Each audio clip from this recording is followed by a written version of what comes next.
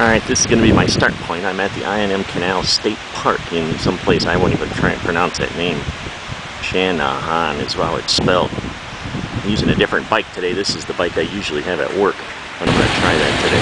It's actually going to be a pretty cool starting point. I'm starting from lock number 6 on the Illinois and Michigan Canal. It's in use from until, I think the sign back there says from 1846 until I don't know when. This is my trail. LaSalle, Illinois is that way. This is my first stop along the way. I'm about 6 miles in. This is the Dresden Island Lock and Dam on the Illinois River. I'm not making very good time because I'm riding into about a 15-mile-an-hour wind, which I'm guessing will help on the way back if it doesn't die somewhere along the way. Alright, I'm at about mile 9. This is Lock and Dam number 8. You can actually see at this one how this stuff used to work. There's a lock here. There's a lock up there. Barges used to come in here to this fat part, and they'd close the one up there, and they'd let all the water out here by opening that thing. And when it was even with here, they'd open this side up, and down the canal this guy would go. I assume these old houses, these seem to be at each one of these things. These old houses must have been where the people that operated all this junk lived. A little bit farther down I'll show you. It's pretty fascinating. You can see the history of how this actually worked back in the day when it was done by mules.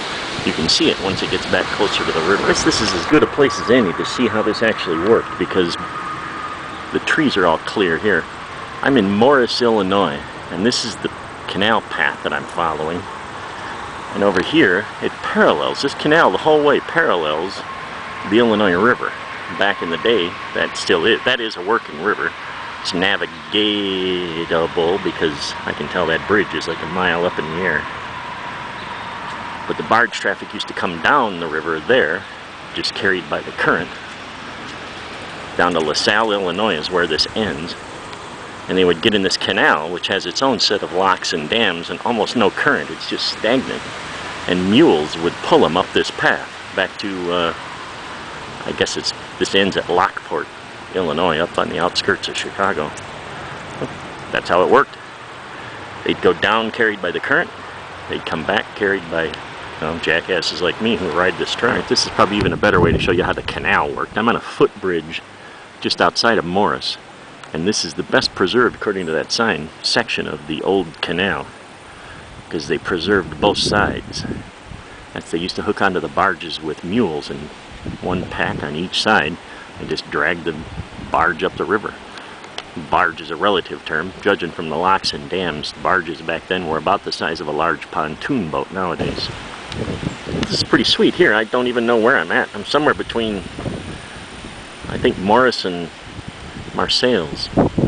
But this is one of those elaborate-ass bridges that they laminated wood things that they build down here in Illinois. It's pretty elaborate.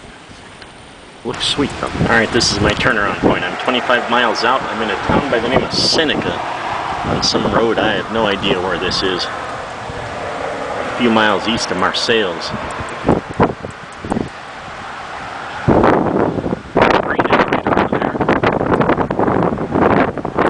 That grain elevator right over there, according to this narrative, is one of the only surviving ones on the canal and has been restored for guided tours, but there's no tours today. Hopefully the ride back will be quicker because there's a hell of a stiff breeze at my back. Alright, I might be in some trouble. After riding 30 miles into the wind all day long, I turned around counting on that breeze at my back and it suddenly became dead calm. This ride back might take a little longer than I expected. But I'm back at this wood bridge. This is the most elaborate thing I've ever seen. The entire bridge is made out of that laminated wood stuff. Even the underdecking. This is just astonishing. I would think astonishingly expensive too, but I don't know. It's pretty cool. I ain't saying, but a disturbing number of these bike paths that I ride on have a road named Cemetery Road, or go through a cemetery. Not sure what that means, but it makes me a little nervous. This is a pretty cool thing. All the way along this trail, every couple of miles, they got these little cuts where they've cleared out. And they're just campsites, primitive campsites. I have to remember this, Come down here next year with some Boy Scouts or something and bike down here and spend the night. It's pretty cool. Like I said before, this is a working river.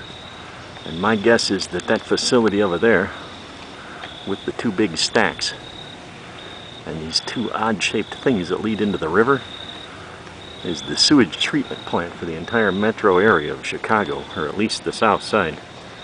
Because for 3 miles leading up to it, the whole place smells like sewage plant.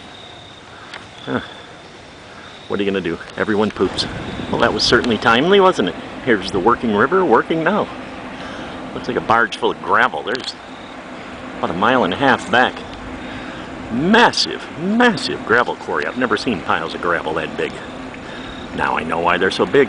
They go on there. Alright, I'm back where I started.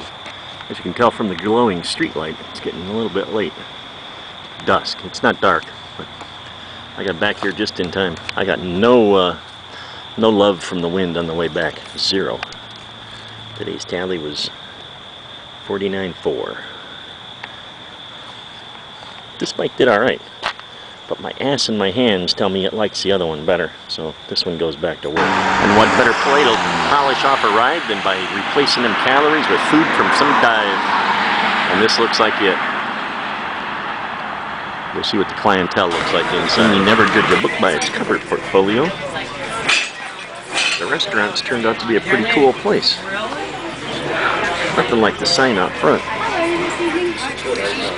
And this is a couple of center-cut pork chops that look fantastic. And I'm at a booth that is looking right at the NASCAR race.